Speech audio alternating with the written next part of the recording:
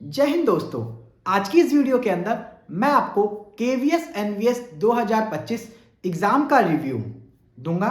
साथ ही इसकी क्या कट ऑफ जा सकती है, इसका रिजल्ट कब तक आ सकता है, इसके बारे में बताऊंगा। क्योंकि ये एग्जाम मैंने खुद दिया है। एग्जाम दे के आया, आने के बाद अपने विद्यालय चला गया। विद्यालय से आने के बाद मुझे अभी समय मिला ये वीडियो बनाने का, इसलिए ये वीडियो पूरे एक दिन बाद लेट अपलोड होगी दोस्तों आपके पास। चलिए वीडियो को बिना देरी के स्टार्ट करते हैं। जैसा कि आप जानते हैं दोस्तों, केवीएस के एग्जाम के अंदर इन 6 सब्जेक्ट से क्वेश्चन पूछे गए थे। पहला सब्जेक्ट था हमारा जनरल रीजनिंग का। जैसा कि सब्जेक्ट का नाम है जनरल रीजनिंग, लेकिन रीजनिंग के जो सवाल थे वो जनरल नहीं थे। उनका लेवल बैंकिंग के लेवल के बराबर था, क्योंकि एग्जाम के अंदर जो क्वेश्चन थे वो 4-4 लाइन 5-5 लाइन के थे, टाइम टेकिंग क्वेश्चन थे। तो हम इसको जनरल रीजनिंग नहीं कह सकते हैं। रीजनिंग का लेवल मॉडरेट टू हार्ड था, इजी कोई बच्चा नहीं कह सकता। यदि आपको इजी लगती है रीजनिंग केवीएस और एनवीएस की, तो आप कमेंट बॉक्स के अंदर बताइए कि क्या कोई ऐसा बच्चा है जो 18 या 18 से प्लस क्वेश्चन करके आया है। यदि 18 से प्लस आप करके आए हैं तो कमेंट करके बताएंगे आप मेरे को। ऐसा कोई भी बच्चा नहीं है जो 18 क्वेश्चन भी करके आया होगा। अगर कोई करके भी आया है तो 2-3 क्वेश्चन तो जरूर गलत होंगे, या किए हैं किसी बच्चे ने तो उन्हें बहुत टाइम लिया होगा, 30 से 35 मिनट। ये था रीजनिंग का रिव्यू। चाहे वो एग्जाम पीआरटी हो, टीजीटी हो, पीजीटी हो, तीनों के अंदर रीजनिंग का लेवल मॉडरेट टू हार्ड ही रहा था, लेंथी क्वेश्चन की वजह से, टाइम टेकिंग क्वेश्चन देने की वजह से। अगला सब्जेक्ट है न्यूमेरिकल एबिलिटी, जिसको हम मैथ भी कहते हैं दोस्तों। पीआरटी के एग्जाम के अंदर और टीजीटी के एग्जाम के अंदर मैथ इजी टू मॉडरेट थी, लेकिन पीजीटी के एग्जाम के अंदर मैथ ने स्टूडेंट के छक्के छुड़ा दिए। यानी पीजीटी के एग्जाम के अंदर ऐसा कोई बच्चा नहीं है जो मैथ के अंदर 20 में से 12 क्वेश्चन ठीक करके आया होगा। किसी ने किए भी होंगे तो उसने या तो 30 मिनट या 35 मिनट या उससे ज्यादा समय लिया होगा। किसी ने भी 20 क्वेश्चन 20 मिनट के अंदर नहीं किए होंगे, 25 मिनट के अंदर भी नहीं किए होंगे मैथ के। अगर किसी ने किए भी होंगे तो या तो धुरंधर होगा, या काफी लंबे समय से तैयारी कर रहा होगा, या तो उसका सब्जेक्ट मैथ हो सकता है। क्योंकि हमने खुद एग्जाम दिया दोस्तों, मैथ का पीजीटी के अंदर जो लेवल था वो बहुत ज्यादा हाई था। इसीलिए दोस्तों, यदि आप में से कोई ऐसा साथी जिसने पीजीटी का एग्जाम दिया था केवी का और 15 प्लस ला रहे हो, तो आप कमेंट बॉक्स के अंदर बताएंगे। मुझे पता है ऐसा कोई विद्यार्थी नहीं होगा। अगर ये आपको वीडियो सही लग रही है तो वीडियो को लाइक कर दीजिए, क्योंकि ये मेरा ऑनेस्ट रिव्यू है। तीसरा सवाल है जनरल नॉलेज का। क्वेश्चन पूछे गए 20, कहने का जनरल नॉलेज है। सवाल यूपीएससी लेवल के पूछ रहा है। मुझे लगता है कि यदि किसी यूपीएससी के विद्यार्थी को भी बिठा दिया जाए केवी के एग्जाम के अंदर, चाहे वो पीआरटी का एग्जाम हो, टीजीटी का हो, पीजीटी का हो, 20 में से 16 क्वेश्चन नहीं कर पाएगा। और ये एग्जाम केवीएस का, नवोदय विद्यालय का टीचर बनने का था। इसीलिए दोस्तों, कहने का जनरल नॉलेज है, लेकिन जीके के जो लेवल था बहुत ज्यादा टफ था।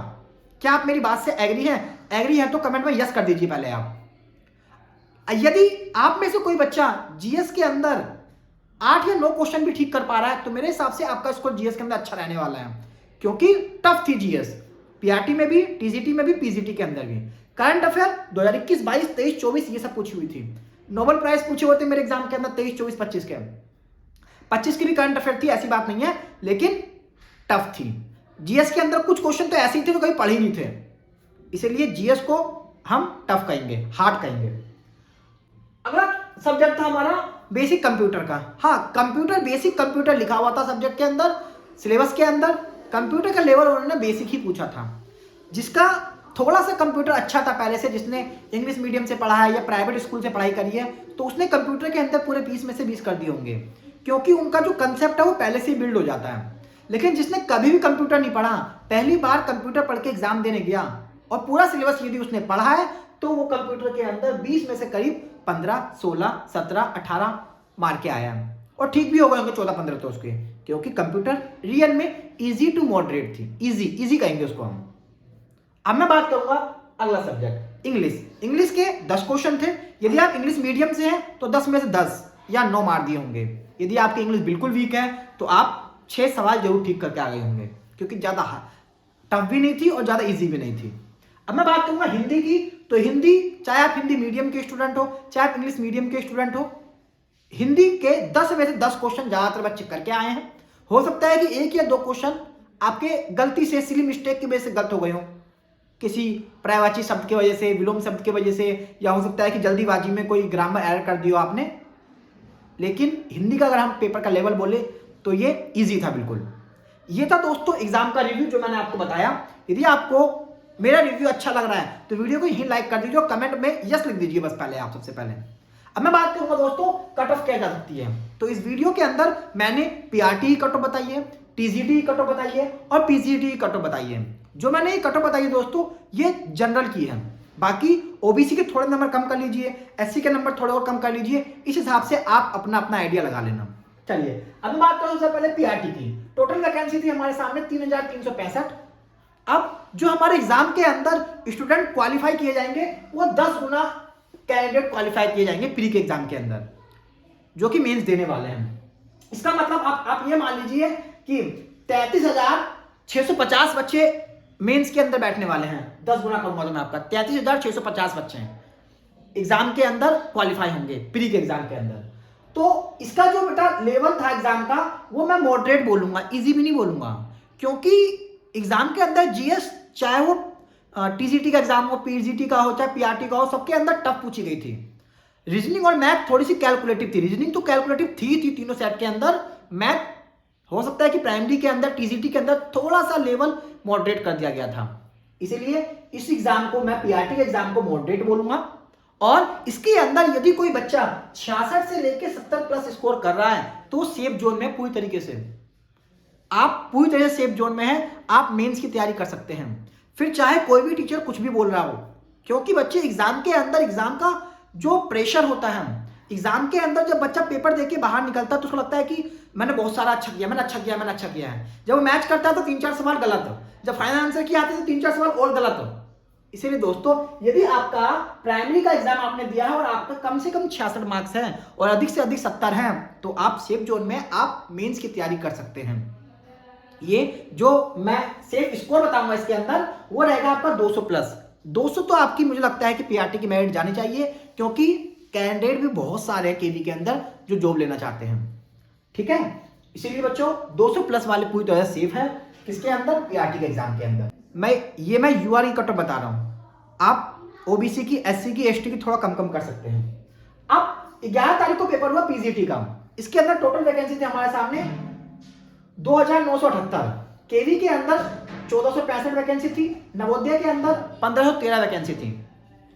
टोटल मिला के बनती है हमारे सामने 2,978। इसके अंदर भी 10 गुना कैंडिडेट को क्वालिफाई किया जाएगा। एग्जाम का जो लेवल बताऊंगा दोस्तों मैं आपको पीजीटी के अंदर वो हार्ड था, क्योंकि पीजीटी एग्जाम के अंदर रीजनिंग भी कैलकुलेटिव, मैथ तो बहुत ज्यादा कैलकुलेटिव, टाइम टेकिंग और कुछ तो सिलेबस से बाहर का भी कह सकते हो आप। क्योंकि यदि कोई मान लीजिए हिस्ट्री का सब्जेक्ट की तैयारी कर रहा है, हिंदी सब्जेक्ट की तैयारी कर रहा है, या फिर इकोनॉमिक्स सब्जेक्ट की तैयारी कर रहा है, केमिस्ट्री सब्जेक्ट की तैयारी कर रहा है, हो सकता है कि संस्कृत सब्जेक्ट की तैयारी कर रहा है, तो क्या वो अलग से दिन भर सिर्फ और सिर्फ पूरी तरह से मैथ की प्रिपरेशन करेगा, रीजनिंग की प्रिपरेशन करेगा, या अपना सब्जेक्ट पढ़ेगा। इसीलिए दोस्तों इस एग्जाम को मैं प्री के एग्जाम को पीजीटी के अंदर हार्ड बताऊंगा और इसकी जो मेरिट जा सकती है मुझे लगता है यदि कोई बच्चा 55 से 60 के बीच में सही करके आया है, नेगेटिव काटने के बाद बताया दोस्तों मैंने ये भी और ये भी, 55 से 60 क्वेश्चन यदि आपके सही बन रहे हैं तो आप सेफ जोन में हैं, आप मेंस की तैयारी कर सकते हैं बिना हिचक के। क्योंकि ये पीजीटी का एग्जाम है, पेपर का लेवल टफ था, मैथ बहुत टफ थी, रीजनिंग कैलकुलेटिव थी, टाइम टेकिंग थी। इसीलिए 55 से 60 के बीच वाले पूरी तरह सेफ जोन में मेंस की तैयारी कीजिए। सेफ स्कोर इसका 175 या उससे प्लस ही रहेगा, 175 वाले सेफ मान सकते हैं। 3 गुना कर लीजिए इसका, 175 के करीब बीच में हो सकता है। हो सकता है बच्चों ये जो कट ऑफ मैंने आपको बताई है ये सब्जेक्ट वाइज वेरी करेगी। हो सकता है कि हिस्ट्री की थोड़ी ज़्यादा चली जाए, मैथ की ज़्यादा चली जाए, संस्कृत थोड़ी कम आ जाए, ये मैंने एक एवरेज बताया है। अब मैं बात करूँ दोस्तों टीजीटी के सब्जेक्ट के अंदर टोटल कितनी वैकेंसी थी। टोटल केवीएस के अंदर 2,794 वैकेंसी थी टीजीटी की, नवोदय के अंदर 2,978 वैकेंसी थी, टोटल मिला के बन जाती है 5,772।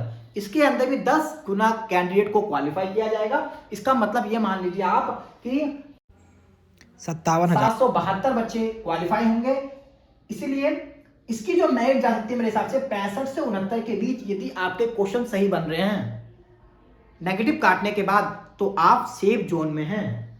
इस एग्जाम का लेवल मॉडरेट बोलेंगे, इसको ज़्यादा हार्ड नहीं बोलेंगे, क्योंकि मैथ इसके अंदर ज़्यादा कैलकुलेटिव नहीं थी। इसके अलावा हिंदी आसान थी, इंग्लिश आसान थी, कंप्यूटर बेसिक था, इसलिए हम इसको मॉडरेट बोलेंगे। पीआरटी के एग्जाम को मॉडरेट बोलेंगे। सेफ स्कोर आपका 198 रहेगा। फिर चाहे आपका सब्जेक्ट हो सकता है कि मैथ हो, साइंस हो, तो थोड़ी ज़्यादा चली जाए, एसएसटी में थोड़ी ज़्यादा कट ऑफ चली जाए, लेकिन ये मैंने एक एवरेज बताया आपको। और यदि आपका इतना स्कोर बन रहा है तो आप मेंस की तैयारी कर सकते हैं। और आशा करता हूं कि दोस्तों आपको मेरी ये वीडियो अच्छी लगी होगी। वीडियो अच्छी लगी तो वीडियो को लाइक कर दें और चैनल को सब्सक्राइब कर दें। इसी तरह से केंद्रीय विद्यालय संगठन, बीपीएससी और DSSB की सबसे सटीक गाइडेंस और सबसे पहले इंफॉर्मेशन पाने के लिए हमारे इस चैनल को सब्सक्राइब करें। धन्यवाद।